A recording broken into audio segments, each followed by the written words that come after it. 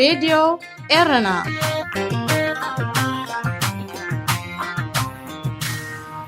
زخبر سلامتنا تقبلوا أبستفل عليكم عت علم كونكم نمدبات راديو إيرنا اتكتاتلو زخبركم سمعتنا أبناء لهم ربع إسران 4 لكاتيت كل التشحن إسران حدن فنوا راديو إيرنا فلما أفريقيا أبصمونزي نعو أسعبنا دما مدب تطعمو حزنا لكم قريبنا لنا فنونا بزينا نمجمر فلما أرستاتو COVID-19 نمكتاء تعزيز صنحة تكالات نقدي إرتراء يخفتالو بيت مخر قدات وصا حبرة إيروبا ناب تقراي سبقاو حاجزات بوت كأتو تسمامعو أب ليبيا 6 سقرت تتحيزهم 256 سدتنياتات نهتس أخوينهم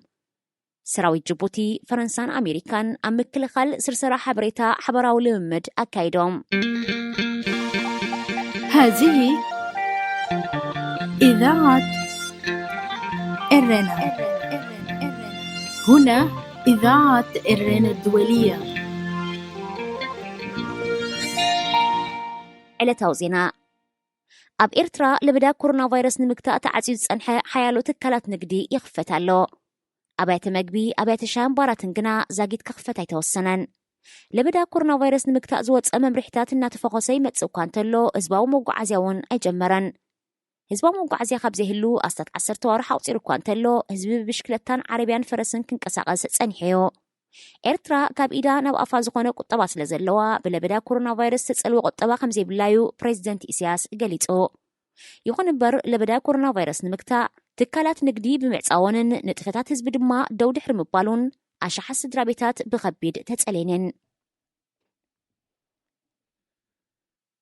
بيت مخري قدات وصا هجرات حبرة إوروبا ناب تقراي سبقاو حاجز بهوتوت كأتو خمزلو أسميرولو اتبيت مخرب إسران كلتن لكاتيت أبيل جوم كتما براسلس أبزكادو أخيبا تسبساب نايتي أبا أديس أبا عدتا كايدوس تملسة فوليلو أخن منستر قدات وطعي فنلاندن بيكا هافيستو دحرم سماعيو أب تقراي مكاس سنسلات دك سبن أبير زتوكورة قونت انتفتيمو خيكون أبزبل متصرايك كايد تسامعو أبلع لزي أهقراوي نايسب أو النت حقتات كخبارو خمزلوهم أغنزيبو بيكا هافيستو كبشو عاتق 10 لكاتيت أب إثيوبيا دحر زكايدو عدتا بزقربو تبصاب أب كل التقراي كسب زوانزي نا مليونات سبات سبقاو حاجز نمبصح كم زي تخأله أملكيتو نتميت كم أكل كويناتن بوليتيكاو مسارحن يتقمولو خمزلو زوقاس منغستي إثيوبيا ناب كل التقراي هتص حاجز كأتو كفكر تعطي يقبرلو مهلاو يفلات منغستي إثيوبيا زاقيت 10 سرحتنيات تكالات راديو إترايو ناب تكلل كأتو فقيدو أب كل التقراي 10 شحات إرتراوين سدتنيات زركبوم لعلى 3 مليون هزبي هتص راديئت يتبلو أخيبا بيت مخرج قدات وتصعي هاجرات حبرة أوروبا أب قدات روسيا تشاينان هونغ كونغن ميانمارن إيرانن ون زتيو اتبيت مخري مس منستر قدات وتصع أمريكا أنتوني بلينكن أبزمدنا أمريكان حبرة أوروبان كم أدما ني حبار مرقصيتاتن أبزبلا رأستي ناي فيديو كونفرنس أكايدو حالتات ጸጥታ ሊብያ ኣብ ኩፍራ ብዝገበርዎ ሃንደበታዊ መጥቃዕቲ ኣብ ናይ ገዛ ማሕዩር ተታሒዞም ዝነበሩ 156 ኣፍሪቃውያን ስደተኛታት ነጻ ክወጹም ከለዉ 6 ኣስገርቲ ኣብ ትሕቲ ቁጽጽር ከም ዝወዓሉ ሰበስልጣን ሃገር ሓቢሮም ሓደ ካብ ስደተኛታት ካብቲ ቤት ማእሰርቲ ድሕሪ ምህዳሙ ስደተኛታት ብኣስገርቲ ተታሒዞም ይጋፍዑ ከም ዘለዉ ድሕሪ ምግላጹ እቲ ናይ ምድሓኖም ወፈራ ከም ዝተኻየደ እቶም ሰበስልጣን ብተወሳኺ ሓቢሮም እቶም ንስደተኛታት ሒዞሞም ዝነበሩ 6 ኣስገርቲ ኣብ ትሕቲ ቁጽጽር ድሕሪ ምውዓሎም ንዝያዳ ምርመራ ናብ ኣኽበርቲ ሕጊ ተረኪቦም ከም ዘለዉ ተገሊጹ እቶም 15 ደቂ ኣንስትዮን 5 ህጻናትን ዝርከብዎም ስደተኛታት ኤርትራውያን ሶማልያውያንን ሱዳናውያን ከም ዝኾኑን ናብ መዕቆቢ ቦታ ተወሲዶም ከም ዘለውን እቲ መግለጺ ብተወሳኺ ይሕብር ሱዳን ሰጊርካ ሊብያ ብተኣትወሉ ዝርከብ ኣልኩፍራ ዝተባሃለ ዞባ ዝበስሑ ስደተኛታት ዘዕርፉሉን ካብ ሱዳን ሒዞሞም ዝመፁ ኣስገርቲ ናብ ሊብያውያን ኣስገርቲ ዝርከቡሉን ቦታ እዩ ሰራዊት ጅቡቲ ፈረንሳን ኣሜሪካን ኣብ ድሕነት ምዕቃብን ምትሕልላፍን ውሑስ ሓበሬታ ዘተኮረ ሓበራዊ ልምምድ ኣካይዶም እቲ ኣብ ጅቡቲ ዝተኻየደ ናይ 4 መዓልታት ልምምድ ኣብ ዘመናዊ ውትድርና ገኒኑን ዝረአ ዘሎ ምስርሳርን ምጥላፍን ዲጂታላዊ ሓበሬታ ክትከላኸለሉ እትኽእል ኣገባባት ንምፍላጥ ዝሕገዝ እዩ ኣብ ርእሲ እዚ ሓበሬታ ብውሑስ መንገዲ ካብ ናብን ንምትሕልላፍ ዘኽእል ሜላታት ናይ ሓበሬታ ቴክኖሎጂ ኣካል ተሓባራዊ ልምምድ ነይሩ ኣብዚ 21 ክፍለ ዘመን ምውሓስ ዲጂታላዊ ሓበሬታ ኣገዳሲ ዕማም ምክልኻል ሃገር ምዃኑ ኣዛዚ ሓበራዊ ሓይሊ ዕማም ሰራዊት ኣሜሪካ ኣብ ቀርኒ ኣፍሪቃ ሜጀር ጀነራል ላፓት ፍሎራ ኣብ መኽፈቲ ሓበራዊ ልምምድ ገሊጹ ኣብ ጅቡቲ ዓስኪረን ዝርከባ ኣሜሪካን ፈረንሳን ምስ ጅቡቲ ኣብ ስልያን ፀረ ስልያን ምምእራር ሓበሬታ ናይ ኣየር መሬትን ባሕርን መጥቃዕቲ ምክልኻል ዝዓለመ በብእዋኑ ሓበራዊ ልምምዳት የካይዳየን። ዝኸበርኩም ሰማዕትና ዜና ኣብ ዝተፈፂሙሎ راديو إيرنا.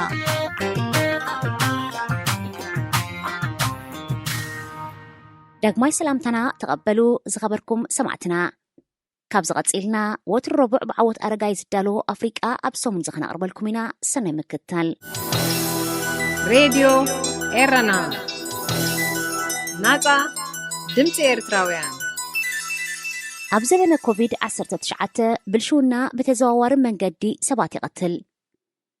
ብልሽውና ሓደ ካብ ቀንዲ ዓንቀጽቲ ምዕባለ ደቂ ሰባት ኮይኖም ካብ ዘለው ዘይሕጋውያን ንጥፈታት ደቂ ሰባት እዩ።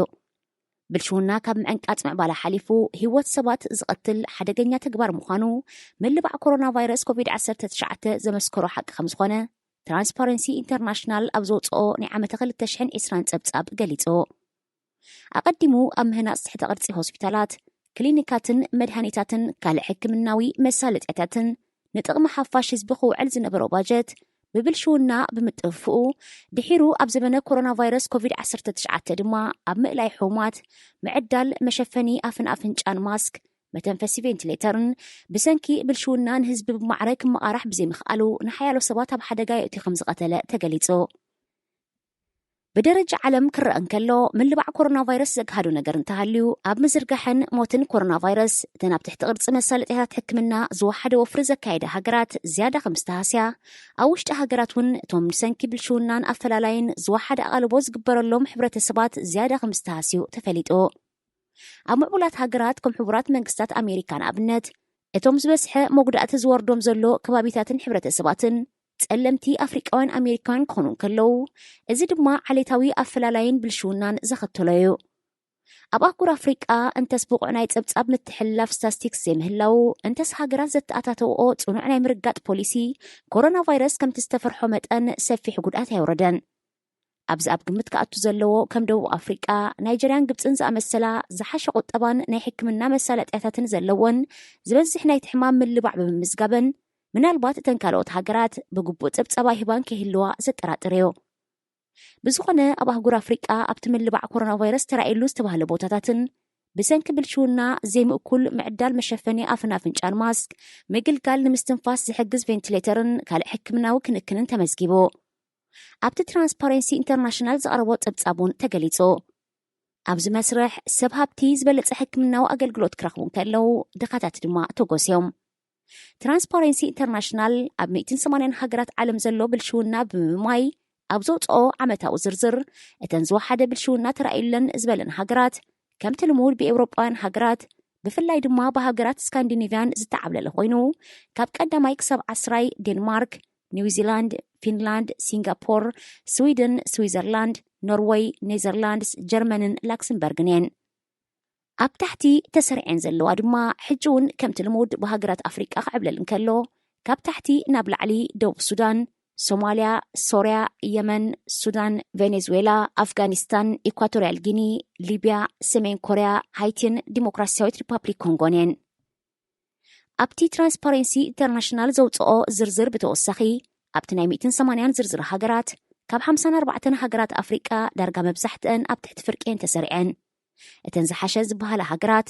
ቦትስዋና ኣብ መበል 35፣ ሩዋንዳ መበል 49፣ ሞሪሽስ መበል 52፣ ናሚብያ መበል 57፣ ሴኔጋል መበል 67፣ ደቡብ ኣፍሪቃን ቱኒዝያን ብሓባር መበል 69፣ ጋናን ማልዲቭስን ብሓባር መበል 75 ኮይነን። ካብ ሃገራት ምብራቕ ኣፍሪቃ ድማ ሱዳን መበል 174፣ ኤርትራ መበል 160፣ ኡጋንዳን ጅቡትን ብሓባር መበል 142፣ ኬንያ መበል 124 ተሰሪዐን። እቲ ትካል ንሃገራት ብልሽውና ብዝምልከት ካብ ባዶ ክሳብ 100 ነጥቢ ክህብ እንከሎ ባዶ ኣዝየን ብልሽዋት ሃገራት 100 ድማ ብልሽውና ዘይብለን ንዝብል የመልክት። እንተኾነ ኣብቲ ምማይ ባዶ ወይ 100 ዘምፀት ሃገር እኳ እንተዘይሃለወት 2 ካብ 3 ግን ትሕቲ 50 መስጊበን። ዝተሓተ ነጥቢ ዘመዝገባ ደቡብ ሱዳንን ሶማልያን ነፍሲ ወከፈን 12 ነጥቢ ከመዝግባ እንከለዋ ኒውዚላንድን ዴንማርክን ድማ 88 ነጥቢ መዝጊበን። ትራንስፓረንሲ ኢንተርናሽናል ኣብቲ ንብልሽውና ብዝምልከት ብዝተኻየደ መጽናዕቲ ኣህጉር ኣፍሪቃ ብውሕዱ 1/4 ዜጋታት መሰረታዊ ኣገልግሎት ንኽረክብ ከም መድሃኒት ንኽዕድግ ሕክምናዊ ኣገልግሎት ክገብር ፓስፖርት ይኹን መምርሒ ፍቓድ መኪና ከውፅእ ኣብ ቤት ትምህርቲ ክምዝገብን ካልእን ኣገልግሎታት ክረክብ ብላዕ ክኸፍል ከም ዝግደድ ተሓቢሩ ብልሽውና ካብ ንሃብታማት ንድኻታት ዝያዳ ከም ዝሃስን ኣብ 35 ሃገራት ኣፍሪቃ ትሕተ ሰሃራ ኣብ ዝተገብረ መጽናዕቲ ብሰንኪ ብልሽውና ዝኸትሎ ዘይሕጋዊ ምኽፋል ብላዕ 36 ሚእታዊት ድኻታት 19 ሚእታዊት ድማ ሃብታማት ሰባት ከም ዝህሰዩ ክፍለጥ ተኻኢሉ ንብልሽውና ንውልቃዊ ረብሓ ንምባል ህዝቢ ኣሚኑ ዝሃበካ ስልጣን ተጠቒምካ ሕጊ ብምጉዕጻጽ ኣብ መንጎ ክልተ ወገናት እዚ ግበረለይ እዚ ክገብረልካ ወይ እዚ ክገብረልካ እዚ ግበረለይ ተባሂሉ ዝካየድ ገንዘባዊ ወይ ካልእ ረብሓዊ ብላዕ ሰኒዩ ዝካየድ ገበን እዩ ብዓይኒ ሕጊ ድማ ወሃባይን ተቐባላይን ገበነኛታት እዮም ብመሰረት መጽናዕቲ ኣብ ኣፍሪቃ ዝበስሕ ብልሽውና ዝረኣየላ ሃገር ዲሞክራሲያዊት ሪፓብሊክ ኮንጎ ከም ኣብነት እንተወሲድና ኣብ ሓደ ዓመት ብዝተገብረ መጽናዕቲ ጥራይ 80 ሚእታዊት ካብ ህዝባዊ ኣገልግሎት ክረክብ ጉቦ ከም ዝኸፍል ክፍለጥ እንከሎ ዝተሓተ ድማ ሞሪሸስ ኮይና 5 ሚእታዊት ካብ ህዝባ ኣብ ተመሳሳሊ ጉዳይ ጉቦ ክኸፍል ተገዲዱ ኣብ ከም በዓል ኬንያ ኡጋንዳ ማላዊ ናይጀርያ ዝኣመሰላ ሃገራት ጉዳይ ንምስላጥ ልዑል ናይ ብላዕ ወይ ጉቦ ምኽፋል ግዴታታት ከም ዘሎ 2 ካብ 3 ሰባት ድማ ብዛዕባኡ ከይዛረቡን ናብ ፖሊስ ከይጠርዑን ሕነ ከይፍደዩ ዝፈርሑ ብምዃኖም ኣፎም ክሕዙ ከም ዝመርፁ ተፈሊጡ ብልሽውና ይኹን ምኽፋል ብላዕ ኣብ መንግስቲ ንግዲ ህንፃ ኣብያተ ፍርዲ ፖሊስ ሜድያ ሲቪል ማሕበረሰብ ኣብያተ ትምህርትን ዩኒቨርሲታትን ስፖርት ኮታስ ኣብ ኩሉ ማሕበራዊ ጽላታት ኣሎ እቲ ተግባር እምነት የጉድል ንዲሞክራሲ የዳኽም ቁጠባዊ ዕቤት የሰናኽል ድኽነት የስፋሕፍሕ ኣብ መንጎ ሃብታምን ድኻን ዘሎ ጋግ የስፍሕ ኣከባብያዊ ብከላ ይፈጥር ናብ ጥቕሚ ህዝቢ ክውዕል ዝነበሮ ፕሮጀክትታት ናብ ጅባ ውልቀ ሰባት ከም ዝሰፍር ይገብር ብመሰረት መጽናዕቲ ኣብ ኣፍሪቃ ብብዝሒ ጉቦ ዝቕበሉ እቶም ብልሽውና ከይካየድ ቀንዲ ሓለውቲ ክኾኑ ዝነበሮም ፖሊስ ክኾኑ እንከለው 47 ሚእታዊት ቀጺሎም ሰራሕተኛታት መንግስቲ 39 ሚእታዊት ኣባላት ባይቶ 36 ሚእታዊት ቤት ጽሕፈት ፕሬዚደንት ወይ ቀዳማ ሚኒስተር 34 ሚእታዊት ካብኡ ቀጺሎም ድማ ሰብ ንግዲ ኣብያተ ፍርዲ ዞባዊ ምምሕዳር ዘይመንግስታውያን ማሕበራትን መራሕቲ ሃይማኖትን ካልኦትን በብተርትኦም ይስርዑ ኣብ ገለ ሃገራት ብፍላይ ድማ ኣብ ኬንያ ሓያሎ ሰባት ጉዳይ ኣጋጢሞም ወይ ተበዲሎም ናብ ፖሊስ ካብ ምጥራዕ ትምባል ይመርፁ ምክንያቱ ኣብ ፖሊስ ከይዶም ኣብ ዝጠርዕሉ ክስ ክንምስርተልኩም እንተኮይና ጉቦ ክፈሉ ተባሂሎም ስለ ዝሕተቱ መንግስታት ኣብ ኩባንያታትን ኣገልገልቲ ህዝባዊ ጽላታትን ዝግበር ብልሽውና ኣብ ታሕቲ ወሪድና ኣብ ተራ ሰራሕተኛታት መንግስትን ተወሪድና ሓደ ሰራሕተኛ መንግስቲ ዝወሃቦ መሃያ ንክራይ ገዛ መግብን ዕለታዊ መነባብሮን ክሽፍን እንተዘይክኢሉ ነገራት ከሳልጥ ካብ ህዝቢ ጉቦ መቕባል ከም መሃይኡ ገይሩ ይዝወስዶ መብዛሕትአን ሃገራት ኣፍሪቃ ድማ ህዝባዊ ኣገልግሎት ንዝህቡ ሰራሕተኛታትን ጉቡእ መሃያ ዘይከፍላ ብምዃነን ኣደዳ ብልሽውና ይኾና ብልሽውና ንህይወት ነፍሲ ወከፍ ሰብ ክትንክፍ ዝኽእል ኮይኑ ውጽኢቱ ድማ ኣዕናዊ እዩ ንኣብነት ብሰንኪ ብልሽዋ ሰበስልጣን መንግስቲ ሕግን ኣኽበርቲ ሕግን ግዝኣቲ ሕግን ሕጋጋትን ይዕምፀፅን ናብ ዘይተደለየ ጥቕሚ ይውዕልን ኣብ መንግስቲ ዝነበረ እምነት ይጎድል ንዲሞክራሲ የዳኽም ብሰንኪ ብልሽዋት ወሃብቲ ኣገልግሎት ናብ ምምዕባልን ብልጽግናን ትሕተ ቅርጺ ኣብያተ ትምህርቲ ኣብያተ ሕክምናን ካልእን ክውዕል ዝነበሮ ገንዘብ ኣብ ጅባ ውልቀ ሰባት ይኣቱ ብሰንኩ ድማ ንብልጽግና ሕብረተሰብ ክውዕል ዝነበሮ ፕሮጀክትታት ይባኽን ብኸምዚ ኣገባብ ኣፍሪቃ ዓመታዊ 150 ቢልዮን ዶላር ትኸስር እዚ ድማ 00 ክሳራ ናይ ህዝቢ እዩ ኣብ መንጎ ሃገራት ውድድር ብምግባር ዓመታዊ ኣብ ዝወፅእ መጽናዕትታት ናይ ሰብኣዊ መሰል ምሕላው ነፃ ፕረስ ቁጠባ ምዕባለ ብልጽግና ውልቃውን ማሕበራውን ናጽነት ድሕነት ትምህርቲ ንግዲ ምዕቃብ ኣከባብን ካልእን ዝርዝራት ሃገራት ኣፍሪቃ ወትሩ ኣብ ታሕቲ ምስ ተሰርዓየን ኣቐዲሙ ትራንስፓረንሲ ኢንተርናሽናል ኣብ ዘውፅኦ ብልሽውና ዝምልከት ዓመታዊ ፀብፀባዊ ዝርዝር እውን መብዛሕትአን ሃገራት ኣፍሪቃ ኣብ ታሕቲ ሰሪዕወን እዩ ኣብ ጀርመን ርእሰ ከተማ በርሊን ዝመደበሩ ዘይመንግስታዊ ማሕበር ትራንስፓረንሲ ኢንተርናሽናል ብልሽውና እንታይ እዩ ብኸመይ ይካየድ ብኸመይ ከይዕቀን ኣብ መንጎ ሃገራት ከ ብኸመይ ይፈላለ ነዚ ንምምላስን ንብልሽውና ንምቅላስን ዝቆመ ውድብ እዩ ብመሰረት ውድብ ብልሽውና ብዘይ ግልጽነት ዝካየድ ዘይሕጋዊ ገበን ብምዃኑ ካብ ውልቀ ሰባት ክሳብ ትካላት መንግስቲ ኩባንያታት ሰበስልጣን መንግስቲ ዘይሕጋውያን ጉጅለታት ዘጠቃለል ብምዃኑ እውን ኣብ ልዕሊኡ ጽጹይ መጽናዕቲ ክግበርን ገበነኛታት መሚኻን ምውፃእ ቀሊል ጻዕሪ ዝሓትት ስራሕ ኣይኮነን መብዛሕትአን ሃገራት ኣፍሪቃ ማለት ብዘይካተን ኣብ ኩናት ዘለዋ ልዑል ዓቐን ብልሽውና ዘመዝገባ ብሰንኪ ዘይብቆዕ ምሕደራዩ እንተኾነ ብልሽውና ኣብ ድኻታት ሃገራት ኣብ ኩናት ዘለዋ ሃገራትን ሃገራት ኣፍሪቃን ጥራይ ድዩ ዝርአ ተባሂሉ ምስ ዝሕተት መልሲ ትራንስፓረንሲ ኢንተርናሽናል ኣይፋሉን ደረጅኡ ይፈላለ እምበር ብልሽውና ኣብ ነፍሲ ወከፍ ሃገራት ናይ ዝዓለም ምባሎ ይኸውን ስስዐ ኣካል ባህርያት ወዲ ሰብ ኮይኑ ክሳብ ዝቐጸለ እዋን ብልሽውና ክጎድል እምበር ካብ ገጽ ዓለም ፈጺሙ ክጠፍእ ከም ዘይሕሰብ ክኢላታት ይገልጹ ኣብተን ሃብታማት ወይ ምዕቡላት ዝበሃላ ኣብቲ ዝርዝር ኣብ ቅድሚት ተሰሪዐን ዘለዋ ሃገራት እውን ኣብ ህዝባዊ ጽላታት ዝውዕል ናብ ካልእ ውልቃዊ ጥቕሚ ክጥምዘዝ ደኣዩ ከቢድ እምበር ካልእ ኣብ መንጎ ውልቀ ሰባት ወይ ኩባንያታት ዝግበር ልውውጥ ጉቦ ክትቆጻጸሮ ከቢድ እዩ ትራንስፓረንሲ ኢንተርናሽናል ብትግርኛን ክትርጎም ዓለም ለኻዊ ግልጹነት ዘስምዕ ኮይኑ ብልሽውና ንምምካት ኣብ 1993 እዩ ኣብ ከተማ በርሊን ከምዘይ መኽሰባዊ ወይ ከዓ ዘይመንግስታዊ ትካል ኮይኑ ብምዝጋብ ተመስሪቱ ኣብ ኣስታት 100 ሃገራት ድማ ቤት ጽሕፈት ኣለዎ ዛጊት ናይ ልዕሊ 25,000 ሰባት ናይ ብልሽውና ጥንዓናት ሰሚዑ ንዝበስሐ ካብኡ ጎስጎሳት ክገብረሉን ናብ ሕጊ ክቐርቦን ክኢሉሎ ትራንስፓረንሲ ኢንተርናሽናል ብልሽውና ንቃሕቲ ህዝቢ ብምዕባይ ጥራይ ክትከላኸሎ ከም ዝከኣል ይኣምን ህዝቢ ነዚ ተረዲኡ ኣብ ሓደጋ ንዘእትዎ ብልሽውና ክከላኸል ድማ ይጽውዕ ሬድዮ ኤረና ናጻ ድምፂ ኤርትራውያን ዲሞክራሲያዊት ሪፐብሊክ ኮንጎ ኣምባሳደር ኢጣልያ ተቐቲሎ ኣምባሳደር ኢጣልያ ኣብ ዲሞክራሲያዊት ሪፐብሊክ ኮንጎ ኮይኑ ከገልግል ዝጸንሐ ወዲ 43 ዓመት ሉካ ኣታናሲዮ ሩትሽሩ ኣብ እትበሃል ቁሸት ዝካየድ ዝነበረ ናይ ቤት ትምህርቲ መደብ ንምብጻሕ ኣብ ዝጓዓዘሉ ዝነበረ እዋን ኣብ ልዕሊ ዝጓዓዘለን ዝነበረ ቃፍላይ መካይን ብዘይተፈልጡ ዕጡቓት መጥቃዕቲ ተፈንዩለን ኣምባሳደር ሉካን ብጾቱን ዝጓዓዙለን ዝነበሩ መካይን ናይ ውድብ ሕብራት ሃገራት ውድብ መግቢ ዓለም ክነሰነን ብ6 ዕጡቓት መጥቃዕቲ ብምግባር ናይ ጭውያ ፈተነ ተኻይዱለን ነቲ መጥቃዕቲ ንምክልኻል ኣብቲ ከባቢ ዝነበሩ ሕዙእ ቦታ ዝሕልው ፍሩስታለ ናይ ተኽሲ ልውውጥ ብምክያድ ነቲ ናይ ጭውያ ፈተነ ከድሕንዎ እኳ እንተፈተኑ ኣይተዓወቱን በቲ መጥቃዕቲ ኣምባሳደር ሉካን ሓደ ካልእ ኢጣልያዊ ፖሊስን ኮንጋዊ መራሕ መኪናን ከም ዝተቐትሉ ብፍላይ እቲ ኣምባሳደር ተወጊኡ ኣብ ሆስፒታል ድሕሪ ምውሳዱ ከም ዝዓረፈ ክፍለጥ ተኻኢሉ እቲ መጥቃዕቲ መን ከም ዘካየደ እኳ እንተዘይተፈልጠ ሚኒስትሪ ውሽጣዊ ጉዳያት ወጻኢ ዲሞክራሲያዊት ሪፐብሊክ ኮንጎ ኣብ ዝሃቦ መግለፂ ግን ንሩዋንዳ ነፃ ንምውፃእ ኣብ መሬት ኮንጎ ዝንቀሳቐሱ ዘለዉ ካብ ቀቢላ ሁቱ ነቲ መጥቃዕቲ ከም ዘካየዱ ሓቢሩሎ ዲሞክራሲያዊ ሓይልታት ናጽነት ሩዋንዳ ኣብ ምብራቕ ኮንጎ ዝንቀሳቐስ ኣንጻርቲ ንሩዋንዳ ዝመርሕ ዘሎ በዓሌት ቱትሲ ተዓብሊሉሎ ኢሉ ዝኣምነሉ መንግስቲ ንምዕላው ዝንቀሳቐስ ኮይኑ ሓደ ካብ ውሕዳት ምንቅስቓሳት ንጡፍ ኮይኑ ተሪፉ ዘሎ እዩ ኣብቲ ከባቢ ብተወሳኺ ኣንጻር መንግስታት ብሩንዲ ሪፐብሊክ ማእከላይ ኣፍሪቃን ኡጋንዳን ዝንቀሳቐሱ ዕጡቓት እውን ከም ዘለውን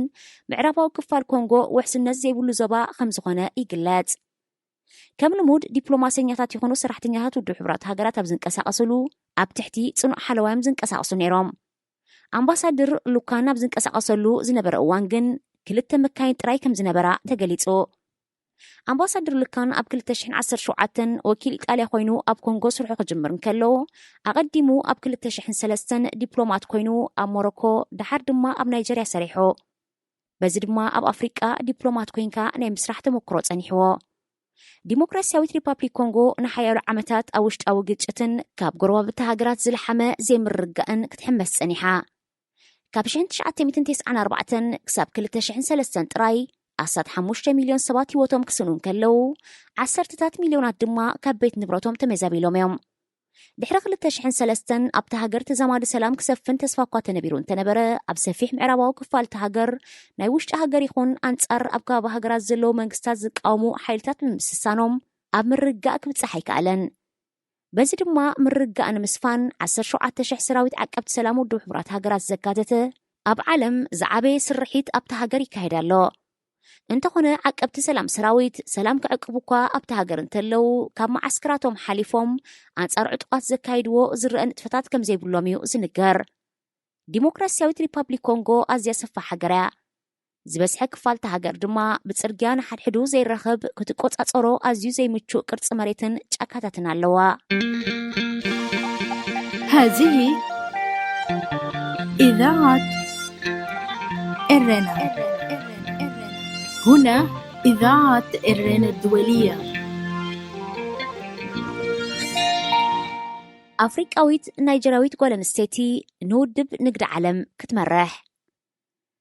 ናይጀራዊት ናጎዚ ኦኮንጆ ኢዌላ ናይ መጀመርታ ኣፍሪቃዊት ናይ መጀመርታ ጓል ኣንስተይቲ ብምዃን ንውድብ ንግዲ ዓለም ክትመርሕ ከም ዝተመርፀት ንምንጭታት ውድብ ብምጥቃስ ማዕከና ዜና ዓለም ክሕብራቐነን። ውድብ ንግዲ ዓለም ማለት WTO ኣብ 26 ዓመት ታሪኹ ንመጀመርታ ግዜዩ ብጓል ኣንስተይቲ እሞ ድማ ኣፍሪቃዊት ክምራሕ እንተኾነ እዚ ብዘይተጻብኦ ይነበረን። ናጎዚ ኦኮንጆ ኢዌላ ምስ ደቡብ ኮርያዊት ዩሚ ሁንጊ ብምውድዳርያ መራሒት ውድብ ንግዲ ዓለም ንምዃን ኣብ ንሕንሕ ጸኒሓ። ናይ ሓያሎ ሃገራት ደገፍ እኳ እንተነበራ መምሕዳር ፕሬዚደንት ሕቡራት መንግስታት ኣሜሪካ ዶናልድ ትራምፕ ግን መራሒት ከይትኸውን ዓጊትዋ ጸኒሑ። መምሕዳር ዶናልድ ትራምፕ ናይጀራዊት ናጎዚ ኦኮንጆ ኢዌላ ዝበስሐ ድምፂ እኳ እንተነበራ ንደቡብ ኮርያዊት ሚዩንግሂ መራሒት ክትከውን ከም ዝድግፍ ክገልጽ ጸኒሑ። መምሕዳር ዶናልድ ትራምፕ ብመንገዲ ቤት ጽሕፈት ንግዲ ናብ ውድብ ንግዲ ዓለም ኣብ ዝለኣኾ ደብዳቤ እቲ ውድብ ብሓቀኛ ተመክሮ ዘለዋ ሰብ ክምራሕ ከም ዘለዎ፣ ደቡብ ኮርያዊት ሚዩንግሂ ድማ ዝለዓለ ብቕዓትን ተመክሮን ከም ዘለዋን ኣብ ዝፈታኒ እዋን ብቕዕቲ መራሒት ክትምረጽ ኣለዋ ብምባል ንሳ ክትምረጽ ምትራ ሓቢሩ ነይሩ። መምሕዳር ዶናልድ ትራምፕ ብተወሳኺ ናይጀራዊት ናጎዚ ኦኮንጆ እንተተመሪጻ ካብቲ ውድብ ክስሕብ ምዃኑ ኣፈራሪሑ ብምንባሩ እቲ ምርጫ ን3 ወርሒ ተናዊሑ ጸኒሑ። ሓድሽ መምሕዳር ጆ ባይደን ብዝገበረላ ሙሉእ ድጋፍ ድማ ሕጂ ክትምረጽ ኪኢላ። ውድብ ንግዲ ዓለም ንምምራሕ ዳይሬክተር ጀነራል ኣብ ምምራጽ ኣብ ዝካየድ ዘሎ መስርሕ ካብ ሜክሲኮ፣ ግብፂ፣ ሞዶቨ፣ ኬንያ፣ ስዑዲ ዓረብን ብሪጣንያን ዝተሓፂ ተወዳደርቲ እኳ እንተነበሩ ክልተ ደቂ ኣንስትዮ ንኩዚ ኦኮንጆ ኢዌላን ሚዩንግሂን ኣብ ናይ መወዳእታ ውድድር በፂሐን ጸኒሐን። ካልኣይ ዜግነታ ኣሜሪካዊት ዝኾነት ናይጀራዊት ንጎዚ ኦኮንጆ ኢዌላ ናይ ስነ ቁጠባን ስነ ምዕባለን ኪኢላ ክትከውን እንከላ ኣብ ናይጀርያ ሚኒስተር ፋይናንስ ኮይና ዘገልገለት ኣብ ባንኪ ዓለም ድማ ን25 ዓመታት ዝሰርሐት በዓልቲ ሞያ እያ። 160 ኣባላት ሃገራት ዘለዎ 96 ሚእታዊት ንግዲ ዓለም ዝሓቆፈ ኣብ ከተማ ጀኔቫ ስዊዘርላንድ ዝመደበሩ ውድብ ንግዲ ዓለም ኣብ መንጎ ኩለን ኣባላት ሃገራት ዘርብሕ ክፉት ንግዲ ክህሉ ዝሰርሕ ኣብ መንጎ ኣባላት ሃገራቱ ዝፍጠር ናይ ንግዲ ዘይምቅዳውን ምፍሕፋሕን ኣብ ምፍታሕ ዝለዓለ ተራ ይጻወት። እቲ ውድብ ብተወሳኺ ታሪፍ ኣብ ምቕማር ኣብ መንጎአን ናይ ንግዲ ስምምዕ ዘይብለን ፖሊሲታቱ ኣብ ምጥቃም ብተወሳኺ ይሕግዝ። ኣቐዲሙ ነቲ ውድብ ክመርሕ ዝጸንሐ ብራዚላዊ ሮቤርቶ ኣዘቨዶ ኣብ መንጎ ቻይናን ኣሜሪካን ዝተለዓለ ሓያል ናይ ንግዲ ዘይምርዳእ ክፈትሕ ብዘይምኽኣሉ ብፍቓዱ ካብ ስልጣኑ ክእለ ወሲኑ። ብሰንኪ እዚ ምምሕዳር ትራምፕ ውድብ ንግዲ ዓለም ምስ ቻይና ዝወገነ ዘይረብሕ ውድብ ክብል ገሊጽዎ ነይሩ። 66 ዝዓመታ ኢዌላ ኣብ ዩኒቨርሲታት ሃርቫርድን ማሳቹሴትን ዝተምሃረት ኮይና ብዛዕባ ቁጠባ ኣፍሪቃ ተሓቲታ ኣብ ዝሃበቶ መልሲ ደቂ ኣንስትዮ ኣፍሪቃ ብዕቱብ እንተተታሒዘንን ኣፍ ደገ ንግዲ እንተተኸፊቱለንን ቁጠባ ኣፍሪቃ ብ10 ሚእታዊት ክዓቢ ከም ዝኽእል ትገልጽ። ሬድዮ ኤረና ናጻ ድምፂ ኤርትራውያን ተወሳኺ ኣብ ሕቡራት መንግስታት ኣሜሪካ ኣብ ልዕሊ ጸለምቲ ኣፍሪቃውያን ኣሜሪካውያን ዝግበርን ዝርአን ከምኡውን ብስያሳ ዝግበር ጸቕጢ ኣድልዎ ዓሌታዊ ፍልልይ ኣብ ልዕሊኦም ፖሊስ ዝግበር መቕተልቲ ብዝተፈላለየ መንገዲ ክርአን ኣብ ማዕከናት ዜና ክዝርጋሕን ጸኒሑ። ብፍላይ ዝሓለፈ ዓመት ኣብ ልዕሊ ጆርጅ ፍሎይድ ብፖሊስ ድሕሪ ዝተገብረ መቕተልቲ ካብ ኣሜሪካውያን ሓሊፉ ኣብ መላእ ዓለም ቁጥዐ ከም ዝኸተለ ይዝከር። ኣቐዲማ ኣፍሪቃውያን ኣሜሪካውያን ናብ ሃገራ ክመፁ ክትዕድም ዝጸንሐት ሃገረ ጋና ድሕርቲ ኣጋጣሚ ጸውዒታ ብዝያዳ ብምሕያል ጸለምቲ ኣፍሪቃውያን ናብ ሃገራ ብዘይ ቪዛ ክኣትዉ ኣፍቂዳትሎም እያ። ነዚ ብምኽታል ህቡብ ድምፃዊ ስቲቭ ወንደር ኣብ ቀረባ ግዜ ጠቕሊሉ ናብ ጋና ክገዕዝን ኣብኡ ክነብር ምዃኑን ምስ ኦፕራ ዊንፍሬ ኣብ ዝገበሮ ቃለ መጠይቕ ገሊጹ። 25 ሽልማት ግራሚ ዝተዓወተ ስቲቭ ወንደር ደቁን ደቂ ደቁን ከምቲ ንሱን ኣቦታቱን ኣቦሓጎታቱን ዝሓለፎ ህይወት ክሓልፉ ከም ዘይደሊ ሰባት ኮይኖም ከም ሰባት ክነብሩ ዳ እምበር ንኽሓልፈሎም ልዕሊ ካልኦት ክፅዕሩን ክሻቀሉን ከም ዘይደሊ ሓቢሩ። ንሱ ኣብ ኣፍሪቃ ካብ ሕቡራት መንግስታት ኣሜሪካ ንላዕሊ ዝያዳ ሕብረተሰባውን ቤተሰባውን ናብራ ከም ዘሎ ኣብ ጋና ምንባር ድማ ናይ መወዳእታ ምርጩ ከም ዝኾነ ገሊጹ። ኣብ 1950 ዝተወልደ ስቲቭ ወንደር 6 ሰሙን ቅድሚ መዓልቱ ኣቐዲሙ ብምውላዱ ኣብ ኢንኩቤተር ከም ዝጸንሕ ከም ዝተገብረ እንተኾነ ኣብቲ ኢንኩቤተር ዝያዳ ኦክሲጅን ብምንባሩ ዓይነ ስውር ክኸውን ከም ዝገበሮ ይግለጽ። ስቲቭ ወንደር ወዲ 9 ዓመት እንከሎ ፒያኖ፣ ሃርሞኒካን ከበሮ ምህራምን ክመሃር እንከሎ ኣብ ሕቡራት መንግስታት ኣሜሪካ ይኹን ዓለም ሓደ ካብ ኣዝዮም ዝዓበዩ ህዋት ሙዚቀኛታት ክኸውን በቂዮ። تطعموا مس راديو رنا ኣብዚ መደብ እዚ ንማሕበራዊ ህይወት ዘንጸባርቑ ጽሑፋት፣ ግጥምታት፣ ድርሰታትን ዋዛታትን ዝቐርቡ ኮይኖም ኣብ ህይወት ንዘጋጥሙ ጸገማትን ኣፈታትሖምን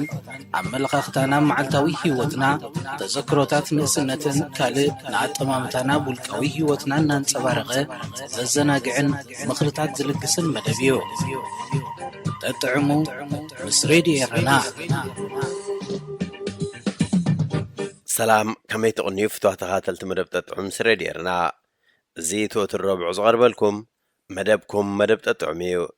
ንለሙን ከምቲ ልሙድ ንዓኹም ይኸውን እዩ ዝብልና ትሕዝቶ ኣዳሊና ኣብ ምድብ ሰዓትና ተረኺብና ኣለና። ክሳብ ፍጻሜ መደብና ምሳና ሓቢርኩም ብኽብሪ ክጸንሑ ዝዕድመኩም ኣዳላውን ኣቕራብን መደብ ተስፊት ዮሃንስ እየ። ሰናይ ምክትታል። ሬድዮ ኤረና ናጻ ድምፂ ኤርትራውያን ይዝክር። ጸሓፊ ዳንኤል ወልድ ካብ ኖርዌይ። ኣብቲ ሕሉፍ ዛንታ ግዜ ንእስነተይ ኣወለይ እንዲኺ ብኹር ፍቃሪተይ ኣብ ኣወል ዘየለ የለን። ኣወል ምቁር እዩ። ኣወል ፍቕሪ፣ ኣወል ቡን፣ ኣወል ውላድ፣ ኣወል ሓዳር፣ ኣወል በቃ ኮታ ኩሉ ኣብ ኣወል እትረኽቦም ነገራት ላዛን መቐረትን ኣለዎ። ኣነ ድማ ገለ ካብ ናይ ኣወል ዘስተማቐርኮ ፍቕሪ ክዝክር። ወዲ 16 ዓመትን ከለኹ እየ ኣብ ፍቕሪ ኣንጻር ጾታ ምጓዓዝ ጀመርኩ። ኣቤቱ ኸጠን እንዴ ካብ ፍቕሪ ዝጠዕምሲ እንታይ ክህሉ ክእል ኣብዚ ዓለም? ከምዚ ምሻሉ እዞም ወልፊ ቡን ዘለዎም ሰባት ንኣወል ቡን ረኪኦም ወይ ሰላም ገይሮም እንተዘይሰትዮማ እሰተዮ ኮይን ዘይስምዖ። ኣነ ድማ ኣወል ፍቕረይ እንተዘየስተማቕር ከምዞም ገለ ሰባት ወዲ ይኹን ጓል ኣወል ፍቕሪ ምዃን እንተዓብይዎም ወይ ብሕማቕ ዘሕለፍዎ ሓቀኛ ፍቕሪ እንተዘየጓኒፎም ንፍቕሪ ከማርሩን ፍቕሪ ዝበሃል የለን ኣዋልድ ፍቕሪ ናብ ረብሓ እዩ። እዋ ኣወዳት ዶ እምበኣር ኣወዳት ፍቕሪ ፈልጥዮም ወድኮ እናተባሃልኩ ካብ ዝካሰሱ ሓደ ምኾንኩ። እንተኾነ ብኣወል ፍቕርኻ ኣይትበደል ንህዋን እናመረርካያ ኣይትንበር ኢሉ ንፈጣሪ ኣብ ኣወለይ ንፍቕሪ ከም እንቋቑሖ ትንከባኽቦ፣ ንፍቕሪ ብኽብሪ እትሕዞ፣ ንፍቕሪ ገሊጻ ዘይትውድኦ፣ ኣብ ፍቕሪ ውዒላ ትሓድር ሄዋን ኣጓንፍለይ ደኣ ፈጣሪ። ኣብቲ ሕሉፍ ዛንታ ግዜ ንእስነተይ ኣወለይ እንዲኺ በኹር ፍቃሪተይ ዘሕለፍክዎ ጥዑም ክርስዕዎ ኣይደልን ኣይክእልን እውን ክዝክር እየ በቃ ለይትን ቀትርን ክዝክር። ሌላና ካልኣይ ደረጃ ተምሃራይ 10ይ ክፍሊ ኣብ ዝነበርኩሉ ግዜ ፈላሚ ቆላሕታ ብማዕዶይ ዝጅመር። ኣነ ናይ ንጎ ተምሃራይ ኣብ ዝነበርኩሉ ኣወለይ ግን ናይ ምሸት ተምሃሪ ስለ ዝነበረት ፍቕረይ ትርከበን ናይ ቤት ትምህርቲ ውድድር ስፖርት ስለ ዝነበረ ሓንቲ ካብኣተን ኮይና ናብቲ ቤት ትምህርቲ ልምምድ ከካይዳ ምስ ጉጅላ ዝመፀት። ቮሊቦል ይፃወታ ብምንባረን ኣጋጣሚ ክላስና ድማ ናብቲ ሜዳ ስፖርት ዝካየደሉ ቦታ ዝጥምት ብምንባሩ መምህር ስለ ዘይነበረና እውን ኣነ ንዕሩኽተይን ኣንታ እዘን ሓራም ድኣ ክንደይ ኬፍ ኣለዎን ንኺዶ ብእውነት ኣፃወታና ንበለን ብምባል ክንላኸፈን ምጀምዓተይ ናብቲ ሜዳ ምራሕና። ምስአን ክንፃወት ድሕሪ ምሕታት ክንፃወት ስለ ዘፍቅዳልና ተመቓቒልና ክንፃወት ጀመርና። እንተኾነ ምስ ኣወለይ እንድዒ ገለ ነገር ቆላሕታ ስለ ዝወግኣና ብዝኾነ ሌላና ካብዚ ይጅምር። ሰዓት ተወዲኡ ደወል ምስ ተሃርመየ እንዲያሞ ክላስና መምህር ኣትሎ ብምባል የዕሩኽተይ ገዲፎምኒ ንክላስ ክኸዱ ጀመሩ። ኣነ ድማ ናብ ክላስ ክኸዱ ከለዉ ንዝነበረን ዕድል ክጥቀመላ ኣለኒ ብምባል ኮኸብ ይበሃል ብምባል ኣእዳወይ ንሰላምታ ሰደድኩላ። ናዝሬት በለትኒ ኣእዳዋ ምስ ኣእዳወይ ኣላጊባ ጽቡቕ ሌላ ጽቡቕ ጸኒሕ ጸወታ ኣጋጣሚ ክላስ መምህር መጺና ዝፍቀድ ወይ ዝጥዕመክ እንተኾይኑ ግን ካልኣይ ግዜ ተረኺብና ክንዕልል ምደለኹ በልክዋ ኣእዳወይ እናሰሓብኩ ኣወለይ እውን ኣይተቃወመትን ይከኣል እዩ ብምባል نراخبሉ ቦታ ድሕሪ ምሕባር ገዲፈያ ናብ ክፍልያ ምራሕኩ ንጽባሒትኹም ቆጸራይ ኣብቲ ዝሕበረትኒ ቦታ ድሕሪ ምርካበይ ንኻልኣይ ግዜ ክንራኸብ ክኢልና ኣብ ኣወል ቆጸራና ኣብቲ ቖጺርናሉ ዝነበርና ካፈተርያ ኣብ ሰዓትና ተራኸብና ብኽልቴና ወገን ብዙሕ ሕፍረት ዘይዓብልሉ ዕላል ሒዝናየን ዝነበርና ዶናት ፓስተን ካፕቹኖን ፊት እናበልና ጽቡቕ ምሸት ኣምሰና ንኻልኣይ ግዜ ንሰንበት ሻሂ እናሰተና ክንዕልል ተቐጺርና ንገዛ ፋንየያ ናብ ገዛያ ምራሕኩ መዓልትን ከልብን ከይጸዋዕካ የሚመጹ ከም ዝበሃል ሰንበት ንርእሳ ክትብል ወትፍ በለትኒ ሓቂ ሓይሽ ኣነ እውን እታ ሰንበት ነዊሓትኒ ነይረያ እቲ ምንታይ ምስቲ ዝነበራ ማራኺ ትርኢት መልክዓን ምስ ጥዑም ዕላላን ላዛኣን ወዛኣን ኣነ ምስኣ ኹፍ ቢለ ክዕልል ሓሴታንጤ ነበርኩ ዘለኒ ክዳውንተይ ቀያይረ ናብ ቦታ ቖጸራይ ኣብ ሰዓተይ ተረኸብኩ ኣወለይ እውን ሙሉእ ምድላዋት ክትገበር ዝቐነየት ክትመስል ንሳን ጽባቕያን ኣብ ሰዓታ ደበኽ በለት ፍሽኽታ ሰንየ ዋው ናቲ ንግስቲ እንኳዕስ ከብድሓን መጻኺ ብምባል ካብቲ ኾፍ ኢለሉ ዝነበርኩ ሰድያን እናተሳእኩ ምዕጉርተይ ምስ ምዕጉርታ ብምልጋብ ኮፍ ክትብል ሓበርክዋ ደንጌዶ ኖ ኣነ የታዊ ኸመስለኒ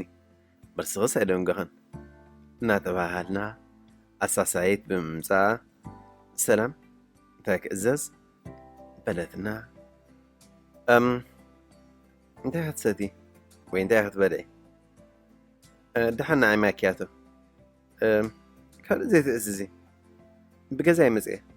ብምባል ናብ ዕላልና ኣተና ዝጠለብናዮ ጠለብ እናተቋደስና ብናይ ዓይኒ ሕፍረት እናተጠማምትና ጽቡቕ ድሕሪ ምምሳይ ካብቲ ኮፍ ኢልናሉ ዘምሰና እንዳ ካፈ ወፂና ኣብቲ ጎደና ምስ ትላዕልን ታሕትን ዝብልሉ ዝነበሩ ኣሕዛብ ጥዑም ኩነታት ኣየር ስለ ዝነበረ ሕሳብና ኸፍ ኢልና ናብቲ ጽልግልግ ዝብል ዝነበረ መሬት ጥዑም ዝንፋስ ዝሕልሕል ዝብል ዝነበረ ኩነታት ኣየር ጎደና ተጸምበርና እንተኾነ ምስቲ ዘለዋ ናይ ተፈጥሮ ጽባቐ ድሙቕ ሕብሪ ገጽን ጽቡቕ ቅርጽን ከይጠመታ ዝሓልፍ መንእሰይ ነበረን ኣነ ድማ ኣብ ከምዚ ኩነታት እየ እምበኣር ኣብቲ ጎደና ምዛ ጽባቕቲ ጎርዞ ዝወር ዝብል ዝነበርኩ እንታይ ኣብ መንጎ ዕላልና ኣብቲ ጎደና ዘለዉ ሰባት ኣና ጥራይ ዝጥሙትና ዘለዉ ኮይኑ ስለ ዝስማዓኒ ንየማን ጸጋም ቆሊሕልሕ እናበልኩ ይጓዓዝ ነበርኩ ኣብ ከምዚ ኩነታት እናሃለኹ እየ እምበኣር ካብቲ ዘለናዮ ጎደና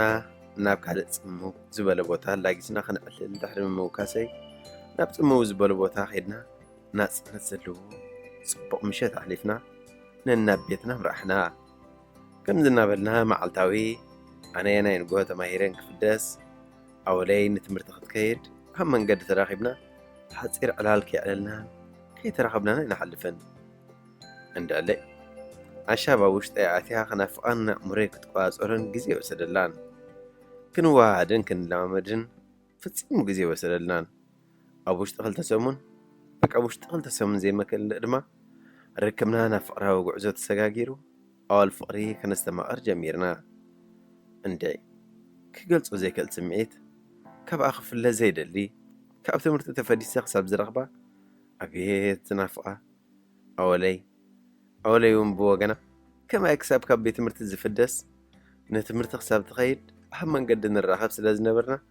ናይ ናፍቖት መግለጺ ኣብ ጭራም ወረቐት ደብዳቤ ቀቢላትኒ ንትምህርቲ ትኸይድ እሞ ኣነ ድማ ደብዳቤ ኣንቢበ ካብ ትምህርቲ ክሳብ ትፍደስ ናይ ናፍቖተይ ኣብ ጭራም ወረቐት ጽሒፈ ቀድምን ገዛ ምእታዋ ቀቢለያ ኣብተን ምጭዋት ክናፍራ ስዒመ ናብ ቤታ የፋንዋ ነበርኩ እንድዕ በጃኹም ንዓይ መምህረያ ናይ ፍቕሪ መምህረይ ንስለሰብ ኢልካ ወይ ከይብሉን ኢልካ ካብ ስምዒትካ ከይትሃድም ንስኻ ኢኻ ንሰብ ክሳብ ዘይበደልካ ኣብ ነብስኻ ከም ድሌትካ ብምባል እቲ ትብለኒ እውን ንሳብ ተግባር ብምርኣይ ርእሰ ተኣማንነት ከም ዝኸይድ ንውሽጠይ ዝብለኒ ክሰምዕ ከም ዘለኒ ኣንጻር ውሽጠይ ክጓዓዝ ከም ዘይብለይ ኣብ ፍቕሪ ግሉጽነት ከም ዘድሊ ብቓላታን ብተግባርን ኣወሃሂዳ ኣብ ፍቕሪ ቀንበይበይ ከም ዝብል ገበረትኒ በቃ ክገልጻ ይክእልኒ ንዓይ ኮይናስ نزفلطنا زيفلطنا أبناء تاوين فقرات كوينا كنقعز بقى نزعب حيل خوينا نقعز لما نبرنا جزين تهلو جزي شبع خوينو عفقري خنا نسافف مهرة تجريسو نقارنت بتجميرو ناي كلاس نطب مو خبيك مسء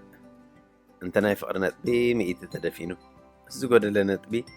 بناي 4 تشفينو نابز قص الكلاس تساقيرو حنت علالك علوكم جن كي تسحكوني ولا أنا أغمنا قاتيمكم وغون أما حفظكم دا غميتكم لكم منبر بلغ علوكم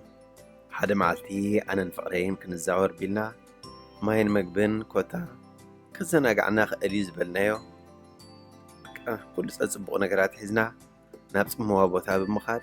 فقرنا استمقرنا كابت زنبره زبلاع كل تمورتريلا بمنبارن حانتنا حزنا كنبلق من جمرنا وي فقري حانت خلي ساسو قال ايه تدقي ما ونسو أنا دماغي تردعكوا نهزا حزياز نبوركم مرتريلا نبيني دا أستأمكوا كسر حانت خلاسو الترفني سويلاز أنا حات فقري نايم ودعتا خلاسي مسكولسكوا انت إلا ديا حاتيتاتني كوخبي انت داخي خلس كان وديكا وي فقري اندعي بمبال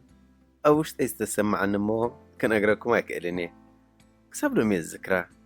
كابش عند حرقن قدامي تقول لا سنة فقري بك أنا عوف فقول لا كم زيلنا نا تقوعزنا مهرو دحر معساو كرامات كوينو كل سيب فحفح كونا فقري هون تمر تخدم مهار كاب كال زبا مسيا أبي تمر سورا مالت بردين كويناس اللي تمهار زنبرات كرم تمسكونا ناب حفتها نسمراخت كيد تسالي تواون نعسرت حدا خفلية بس مراخت قتل مخانا دحر محبارة انت خناقن نفقرنا زعقتو نقر كم زيلة برزة أمان لتيا تزاريباتني أنا موندعي كنا فقكي كميك خلوه فلتني خبرني فقري أزيز أفكرك بالكوا كوخبي أنا مبارك خقولة دي اندعي نعيس خبيري كخبي أفكرك بمبال تنمجبات كنافرين على جيبها ستم بلد فقرين صبحتوها مسيئة نبرتها ترانيفها نبعتها النازاري أنا دمانا نقر ودقيرين واشتقينها نبعكوها فنقوا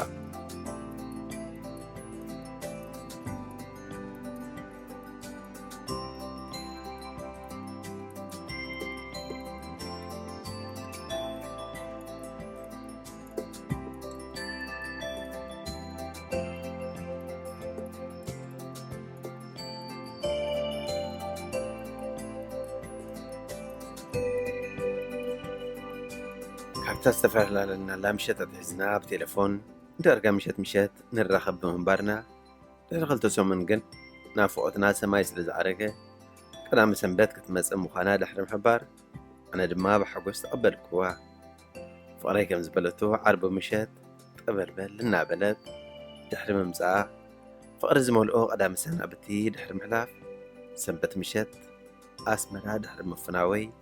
فقرنا قن تحت سمعتي كتأصله عقمي رغبة نفقرنا كم عزوف هايل بك عزوف برتو أزغلت أنكجن بعركي زبلو خمس خون زخاله أنت يمو أبطفو أيتزارب كفو ينقرو زخونن زي كونن مليوا بدهر يخي مسكالي خيدالو مسخص قبروز نبره مسخوني يعللو النابله كابتا زخلت الله معلتي بتليفون أبا السابيلونا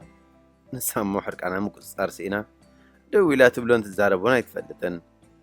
أنا خازية سنبركو انت تبلن لخي فقري هادي آخذ تزاربن لكوان تحتتكوا فقري كي تبلني يمكن كتفلت لحرزة حجي نامسا تليفون قاسكا خي تدول للي يفلت آيون كي تبل بموبال أب إذني حسوتني دقي ما دولكو قن قام معصاو حالفة كتقبلني كعادة دحن مزحالة تدول الله بموبال موبايلي دربي انتي كوينة بموبال كحسب ولو مشيت أمسخو كم زي وقح اللان مريت نرأساق تبل مسوقحت تليفوني أوزيه نفقريك دول جمركو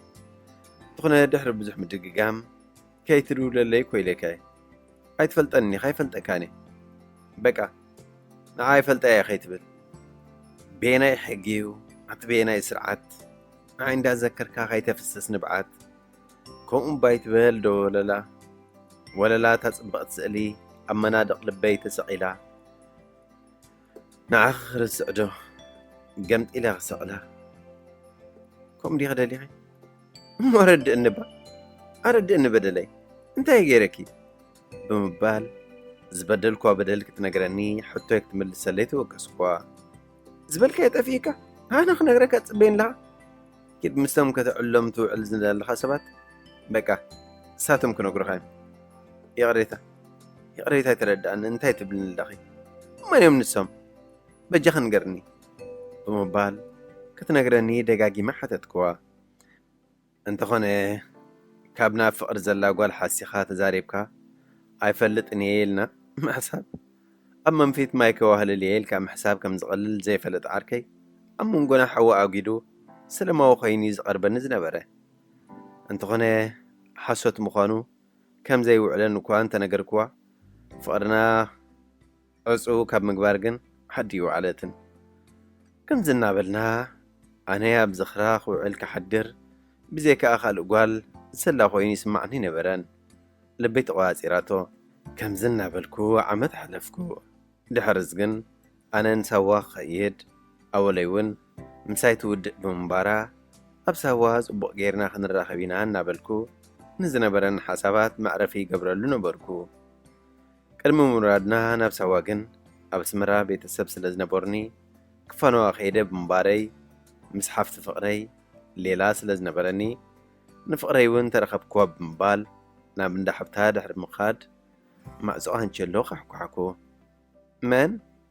منيغا زبل لمسي الناد مسات معزو خفتتو زيت تصبخوا نلقى عمت بأكال كي ترخبنا زنبرنا فقري معزو خفتتني كل يحتوبلكو تبل الدماء أنا أولين فيتني فيت ندعي تتماميتنا عنت فتو أولي بوشتي احنا بدقي عيننا تتمامتنا أبزلنا يدرقنا سلام نسلامتا إيدي دحر مسداد إيدي كاب إيدان ناملسكو أتو يقبلك هذا حيث يزنو بركو سانتا بمقبال نوشت قزاب بمقتاو نحفتا لك حفتان سلام دحر مبالي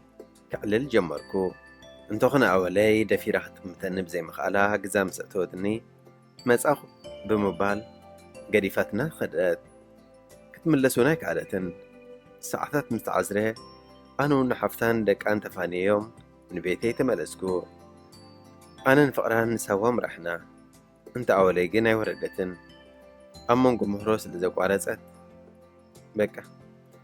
نفقرنا نبيني دحر مسكامي ومالت أبسوا أبتعليم كاللقو فقرها ملوء بملوء كابل بيك واسأليك على درقاغ لتعمت كل انتنا يتقواسيراتو زنبرت محرت غير لي فقري بينها تسكمو خبيديو تتربراري حلو جن طعميو أملخي بك أملخي لميني شميت دي عقلي عيني يبلين كفؤ كزلالي زبال كختبلي أبتحلو في بوقنا يتمالي أبو بتسألي أبو يزبلي يذكر تايدا أخ جبر يذكر تايكا جبر سوا تزازيمو جزاي تملسي هوليمو سوا خيد مهرق واريسا أبسراح علم توافيران نبرات أب كل تسومني زي ملق كاب سوا مستملسكو نكو عب سلام مساكا ختبل نبتنا يقدم تلفوني تدول مو تلفوني مسابوي بمبارا ملأختي مسابوي قديفا دويلا من باران دقي ما خدو لله بين خمزلان ملأخت قرفت اللي هبويون زموت ملأختي دحر محبار كدو لله جمركو كتسهربا نونايك عادة ورفا لماس تقاقي غال خيلاتني زادو ولا مغنيات حتى تكوا انت خونيت قدم زبدلو تبدل قابل على فقرنا بحرك آنن سمعيتن مخانوخ تزهرب متجمرات نو ناوين ملس ግን ክትፈልጢ ኣነ ኸማይ ንጐፅር እየ ኣነ ብዝፈልጦ ወይ ኮነ ቢለ በዲለ ስለ ዝፍቕርና ዘፍረስክዎ ስማዕኒ ሕማቕ ነገር የለን ንስኸ ኢኸ ገዲፍክን እምበር እቲ ዝመሃርክንን ዘፍቀርክንን ኩሉ ዘሕለፍናዮ ጥዑም ግዜ ክሳብ ሕጂ ምሳይ ዘሎ ኣብ ኣወል ጥዑም ፍቕሪ ለጊስኪ ንፍቕሪ ከስተማቕሮ ስለ ዝገበርክኒ እቲ ጥዑም ፍቕሪ እምበር ትድሕሪ ዝሰዓበ ብዙሕ ኣሕዝነንን ኣብ ውሽጠይ እውን ኣይሕዞን ምኽንያቱ ሰባት ስለ ዝኾንና ናብ ካልእ እንተለዋ ክትሓልፍ ሓተትክዋ ኖ ብጀክኦ ካልእ የብለይን ግን ብጀካ የቕሬታ ስምዓኒ ብምባል ሕነቕንቕ በዳት ከምኡ ይትኹን እሞ ሕጂ እንታይ ኢኻ ክትብል ደሊኺ ሕቶ ቅረብ ኩላ ኮኸበይ ኣነ የፍቅረካ እየ ስለዚ ተሓዘለይ ብምባል ተነኽነኸት ሕጂ ፍቕሪ ትበሊ ፍቕርና ቀቲልክዮ 2 ዓመት ሙሉእ በይነይ ተሰኪመ ሕጂ ግን ጸሮ ኸቢድኒ ብምባል ካብኡ ንላዕሊ ከይትዛረብ ክዓጽዋ ደለኹ እሞ ሕጂ ግን የቕሬታ ሕሳብ እውን የብላን በብዘለናዮ ትሕመቒ ኢላ ኣፀኽዋ ደጋጊማ ደወለት ክቕበላ ግን ኣይደለኹን ክትረኽበኒ ከኣለትን ናብ ሬድዮ ኑማ ማለት ብጋዜጠኛ ኣማኒኤል ኣልዓዛር ዝቐርብ ዝነበረ ኣብ ፍቕሪ ዘለካን ዝነበረካን ደው ኢልካ ኣብ ሰሙን ሓንሳብ ሰንበት ወይ ቀዳም ተቐርብ ዝነበረት ሬድዮ ኑማ ደው ኢላ ድሕሪ ምዕላላ ኩሉ ናታ ፀገም ከም ዝኾነ ሕጂ ግን ናብቲ ናይ ቀደም ፍቕራ ክትምለስ ከም ትደሊ ብምዕላል ደርፊ ናይ ሮቤል ሃይለ ትጉሽተተይ ትብል ደርፊ መሪፃ ዘረባኣ ድሕሪ ምውዳእ ኣማኒኤል ድማ እንተተዓሊቕኩም ደውልለይ እሞ ኣነ ድማ ናይ ምትዕራቕኩም ደርፊ ክጋብዘኪ ብምባል ተሰናበታ ፍቕረይ ኣብ ሰሙና ማለት ድሕሪ እዚ ኣብ ሬድዮ ኑማ ዘዕለለቱ ዕላል እናባይ ክትመጽእ እሞ ብኣካል መፅያ የቕሬታ ሓቲታ ፍቕራ ክትመልስ ድሕሪ ምምዳብ ናብቲ ፍቕርና ክብተን ዝገበረ ዓርከይ ደው ኢላ ዝሓለፈ ሓሊፉ ብዘየገድስ ሕጂ ግን ኣነ ቀዳመ ሰንበት ክመጽእ ደልየ ኣለኹ ብኣካል መፅየ የቕሬታ ክሓቶ ደልየ ኣለኹ ግን ኮኸብ ይሰምዓኒ የለን ምናልባት መፅየ ከይረኸብክዎ ከይምለስ ማለት ክፀንሐኒ ከም ዘለዎ ክረኽበኒ ከም ዝኽእል ክተረዳእለይ ሕረይ ክተብለለይ ይደሊ ኣለኹ ብምባል ነጠንቂ ፍቕርና ዝኾነ ዓርከይ ተወቀሰቶ ንሱን ካብ ሕሉፍ ጌግኡን ክመሃር ማለት ካብኡ ዝተማህረን ክመስል ክገብሮ ምዃኑ ተሰማሚዖም ተዓጻጸዉ ብድሕሪ እዚ ናባይ ብምምጻእ ኩሉ ዝበለቶን ብምንጋር ክረኽባ ከም ዘለኒ ብምውካስ ከእምነኒ ፈተነ ድሓን ናተይ እናተን ካልእ ጉዳይ ስለ ዝኾነ ባዕለይ ኣለኽዎ ብቐደም እውን ብሰንኪ ኸዩ ብምባል ሕጂ እውን ካልኣይ ጌጋ ከይደግም ኣዘኻኺረ ሰደድክዎ ከም ቆፅራ ቀዳም ናይ ምሸት ምፀት ዓርከይ ካብኣ ፍልይ ኢሉ ብምድዋል ኮኸብ መፅያ ኣላ በጃኻ ከይጠልማ ትፅበየካ ኣላ ቐልጢፍካ ምፀያ ብምባል ዓፀወኒ ኣነ እሞ ኣመና ተፈራረቕኩ እቲ ምንታይ ዝበደልክዋ ጌጋ ዋላ እኳ ይሃለወኒ 2 ዓመት ኣብያ ኣለኻ ዘይበለት ግን ምውሓጥ ኣብየኒ ኪሮስ ኣስፋሃ ብደርፉ ከም ዝበሎ እዩ ኣበይ ነርኪ ኣበይ ኮይኑ ነገሩ በዚ ኮይኑ በቲ ዘይከዳ ብምባል ግን ከምቲ ኣወለይ ጨከነቶም ጭካን እውን ጽቡቕ ኣይኮነን ብምባል ከእድክዋዳ ረኺበያ ሓቒፈውን ሰዓምክዋ በልመጻኹ ቢሉ ዓርከይ ካባና ጠፊዩ ክልቴና ተተሓሒዝና ናብቲ ጥዑም ናይ ፍቕሪ ግዜ ዘሕለፍናሉ ጎደናን ቦታታትን እናተዛወርና ኣብቲ ዝኽሪ እናኣተና ትዝውር ኣምሰና ብድሕሪ እዚ መሬት ዓይኒ ምስ ሓዘ ኣብ ቅድሚ ዓርከይ ክትናሳሕ ስለ ዝድለየት ብሓንሳብ ክንድረር ድሕሪ ምሕታት እውን ኣነ ሓራ ይበልክዋ ደው ኢልና ብምፅዋዕ ምሳና ክድረር ተወከስናዮ ንሱ እውን ናብቲ ክንድረረሉ ዝኣተና ሆቴል ድሕሪ ምምፃእ ምሳና ተቋደሰ ብድሕሪ እዚ ኩሉ መሲልዋ ዝተጋግየቶ ጌጋታት ድሕሪ ምእማን ኣብ ብርከይ ተደፊኻ የቕረይታ ሓተተትኒ ኣነ ድማ የቕረይኹንኪ ብምባል ኣተሳእክዋ ዓርከይ እውን ብገዲኡ ጠንቂ ናይ ዝኹሉ ባእሲ እውን ኣነ እሞ የቕረ ግበርለይ ብምባል የቕረይታ ሓተተና وقع كنبل دحر ممساي أنا بوغني فقري أنا حزلكني فصيمة هاشكلكن انت خونا جن أنا عايمة مهري يا أخي فقر مهيركن يا أخي صبوغك يبزح أنا نسخنجن بحونة تنبر بفقرس بمبال أبكلت عينتها سأرر زبلاد قوت النبعات مصر أخو زرباي كوليفة دوبالكو كوكي حنا تفدق يتهدو بلدني حنا يكونن أولي زخونا زرباي وصاتن انت هكم زبلاد أفيني رقص ملتقيها بكواتة فلالنا أنا دما دحرنا وحكزي بزانا إرمياس كفلزكي يذكر تبل طعم زيما سنيه يذكر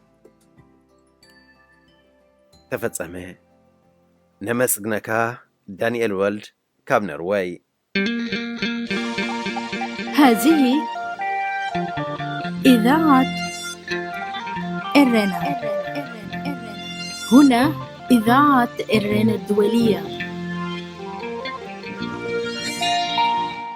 فتوات تغطاتلت مدبنا بزقرمنا لكم تحسوا عاقبكم من تزانيكم كتكونوا تسفنا قبرنا نايلم تحسنا أبزازمنا لنا أب مدبنا زلكم رؤيتي يخون نغفيتا ويوان قرب لكم تلالي وصحفات مزلو بتلمون دادراشانا نابريدي إرنا @gmail.com وي ريدي إرنا @yahoo.com لكم لأخلنا كبتحنا يو بتوسخونا فيسبوك تسفيت يوهانس بموبال أبنايم الاختصاص انك تقدفوا لي كم تقولوا كزخاخركم دالي بسترفه بزمس ربوع أبتا مساسال ساعتين بستفليت حسن كساب نراخب تطعمو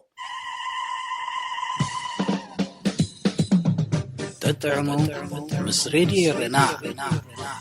عبز مدبزي لمحبراوي هيوت زنصبارقو صحفات قتمتات درستاتن وازاتاتن زغرب خوينم اب هيوت نزقاطمو صقماتنا فتاتحو من عملخختانا معلتاوي هيوتنا تذكروتات نسنتن كالي نعطمامتانا بولقاوي هيوتنا نانصبارقه ززناقعن مخرطات زلقسن مدبيو تطعمو مس راديو رنا زخبركم سمعتنا نزس عزيز تداليو زنبره حفشاوي مدباتنا أبس فتسيمنا لنا راديو إرنا.